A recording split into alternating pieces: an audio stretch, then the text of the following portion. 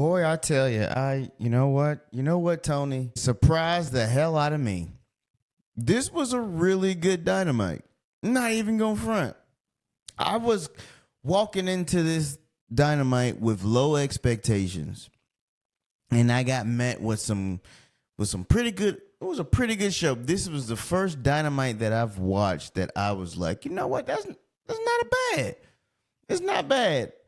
Of course, it had its, kerfluffle here and there, but you want to know something? Hey, I was highly entertained, and this was a good Dynamite. We start the show off with Tony, saying copying WWE. The people, they were walking in with their bags and stuff like that, but it was awkward as fuck because they was waiting to get cued to walk. So it didn't come off right. It came off like bad. Tony, don't do that. Don't do that. You can't do that. You ain't got the production to do that. You ain't got the people to do that. It only just makes it looks like you're copying. And it's blatantly obvious that you're copying, but it ain't even coming off right. Don't do that shit. Just come back regularly like, welcome to AEW Dynamite. Just don't stop copying. Don't do that shit no more. That shit came off weak. But you had Renee outside. She was interviewing Jay White, and Adam Copeland them came up. No, well, not Adam Copeland, but the Death Riders came up. Everybody. Why does Pac, he looks so stupid out there just in his wrestling gear, and everybody is in their street clothes? Like, it just seems weird. Like, stop doing that shit. But they come out there and everything. They get into a brawl. You got to have a big brawl, just like a few weeks ago when Ospreay and them had that brawl. So they had the brawl here. It was all right. Adam got on the microphone and he said, you know what? You didn't answer my question if you're going to challenge me for the fight. You going to challenge me or what? Moxley was like, you don't deserve nothing. You don't get nothing. Fuck you. And he's right. What the fuck have you done? Man, there's a lot of old people on this show. So then, like, Jay White get the mic, and he's like, you know what? Well, if you don't want to take that challenge, answer my challenge. How about me and Cope versus you and Claudio at Grand Slam tag team match? I'm interested. You got me interested. It seems like AEW, at the last week's show, they came in, they was like, look, we got to do something. Because that shit was horrible. They started out pretty well here. They kept my attention. You got Will Ospreay versus Mark Davis. At first, Don Callis came out there because this was supposed to be a mystery opponent. But in comes Mark Davis. I don't know who he is. I know that people in Atlanta there, they know who he was, but I didn't know. I don't watch this show like that. But apparently he's supposed to be with the United Kingdom group that Ospreay had. It was an all right match. It was all right. But after it was over, it's this long talking segment.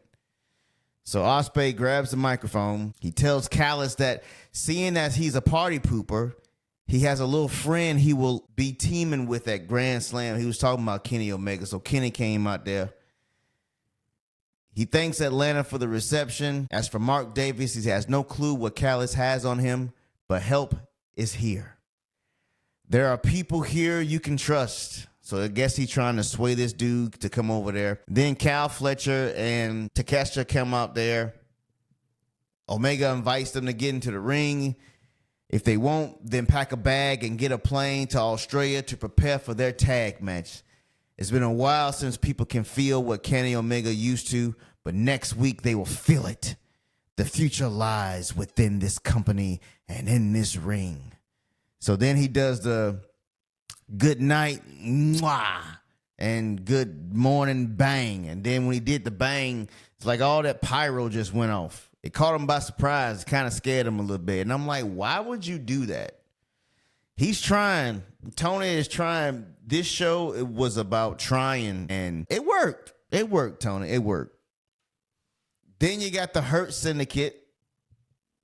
They come out there looking like $1 million, looking like somebody. This is the only time in the show where it looked and felt like a professional wrestling show. I'm sorry to hurt your heart and spirit. I know I know that Swerve and your boy Cornball was in the main event. Bro, no. This was the only part of the show that felt like it was a wrestling show. The Hurt Syndicate come out. They basically said, you know what I'm saying, if you want some, come get some. And then the Gun Boys come out. Last week they had a video package saying that they was coming back, and they came back here. Basically, they came back here and they looking jacked to the gills. They've been working out while they've been injured. Private Party and other people in this company can take a note from these guys, because this is what professional wrestlers look like. Now I'm interested to see this tag team, because they're not going up against little small children. This is professional wrestling. You got to work out, bro. You can't just be sitting at home eating Taco Bell. So I'm looking forward to this match, and then matches next week. Then Harley Cameron is back. He's in the backstage. She's in front of Mercedes' locker room. She got a puppet in her hand. She's doing a little ventriloquist things. This girl is very entertaining. I'm just going to say that. She might not be good as a wrestler, but she needs to do something in entertainment. She's talented. So Mercedes comes out there. I'm just so sick of her. Like, she's not good. It's like, you know how you know people who think that they're top shit and big shit in their head, but in reality, they just the shits. That's what she is over here. So she comes out here and says, get the hell away from my locker room. And then Harley Quinn flipped to the bird. And that was that. You had Buddy Matthews and Brody King, the Hounds of Hell, a newly created tag team, versus Konosuke Takeshita and Kyle Fletcher. If, like I said, you got a lot of people on this roster, Brody King and Buddy Matthews, they need to be established, because you have a person who's going up against one of your championships in this company, meaning Okada. He has the Continental title. What sense does it make to have Buddy Matthews and Brody King lose like this, clean in the middle of the ring? Losers here. So losers are challenging for titles. That don't make no sense. Now that part in this show I did not like, because I'm like, if you're trying to build your champions up, they need to have credible challengers to challenge against. What sense does it make to have a challenger challenging for a title and he's basically a loser? This match is next week. You could have had another tag team to come in here and fill this spot for Kyle Fletcher and them. I did not like this. Now, come on. That shit was stupid as hell. And I'm like, bro, like, what is all of this? Like, then you got MJF. He comes out here and he's fucking with old people still. He's fucking with the retirement home. He's fucking with Jeff Jarrett, Dustin Rhodes, even Christopher Daniels can get it. He's fucking with the elderly people here. I don't want to see this. This shit was trash. The match is supposed to happen next week. I'm not excited for it. He doesn't need to be involved with people like this. You are wasting MJF and his talent in this company and in this ring.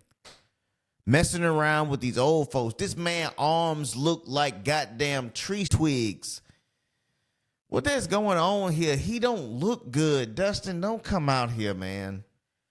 You ain't got no muscle mass, like your arms. I'm like, bro, what is this going on? So Dustin comes out there and interrupts MJF and says, you know, I'm the last rebel. I've been here. You've been so mean talking to people. I expect better, more from you. You know, the same shit that he goes on Twitter and defends AEW about when somebody says something bad about this company, which is a valid statement because this company is horrible.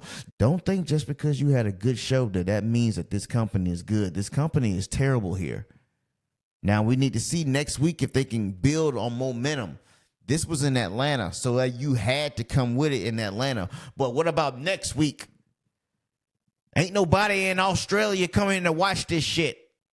But anyway, Dustin is in the ring and he's disappointed in him and whatever. I don't like this. Like, Why is he fucking with these old folks? Leave these folks alone. These are AARP members here. Mariah May comes out and she's on commentary. Let me just tell you this, man. Lord Jesus. This was the part of the show that really just turned everything around and just made this show great. Toni Storm is a terrific professional wrestler here. I thought this match with Queen Amanana went on for too long and got way too competitive at some points. Now, Queen Amanana, she's a loser, so I knew she was coming in here to lose, so I didn't care about her. The story of the match is Mariah May and Toni Storm. Toni came out here dressed as Mariah May.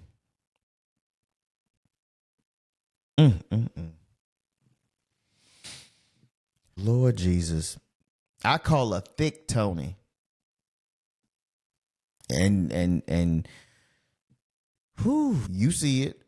And then we had the New York Minute with Chris Jericho. I thought I would never see Hobbs, but I saw him here. We get a live New York Minute with the Learning Tree. Chris Jericho says nobody wants Bandito here and AEW. He came back. But this time he didn't fuck up his comeback. You know what I'm saying? He learned from his mistakes. He offers $200,000 to Brian Keefe if he can destroy Bandito. Like Big Bill did to Powerhouse Hobbs. Hobbs, he shows up and takes on the Learning Tree by himself. The Outriders come out and they even the numbers up. Security returns to fails at keeping the wrestlers apart. Two of the security guys takes a choke slam from Bill and Hobbs. The big men come to blows in the center of the ring. It soon spills to the outside where they fight on the announce table and then knock a cameraman over. I thought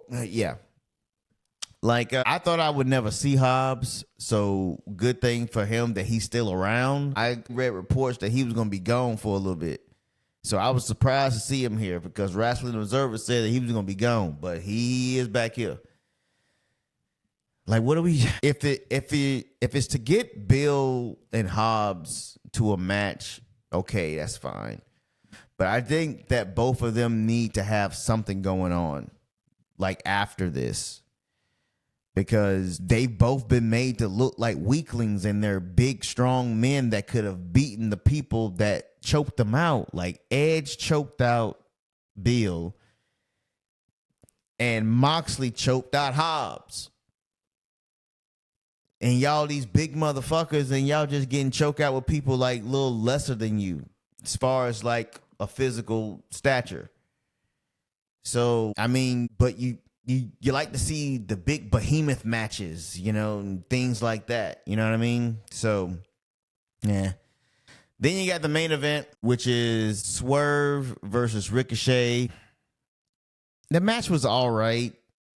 I'm really not into Ricochet. Like I'm really not into him. I'm really not into Swerve either. So I could care less about this match. I didn't really care who won, but Ricochet won because Swerve was about to do the house call.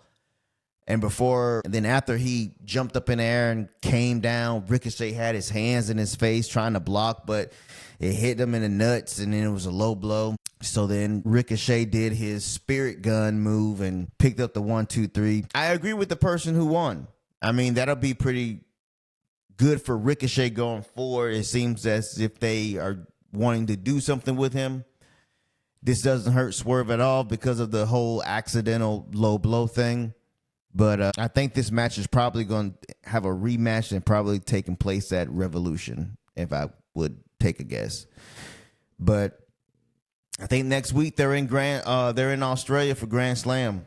Is it worth the trip? Is it worth the trip over there? We will soon see, because they're not selling any seats over there. And just because you had one good episode this week don't mean that, you know what I'm saying, oh my gosh, the company is going to turn around. Let's see how the month of February roll out.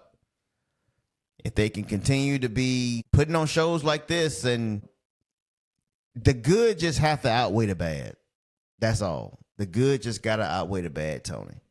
You're booking the shit and your show is shit, but for some reason this week, it's pretty good, man. I give you a C+. Well, we'll check back next week. Hopefully they can continue this good episode trend, or will they just go back to being the same old AEW? We will find out. I'll catch you later.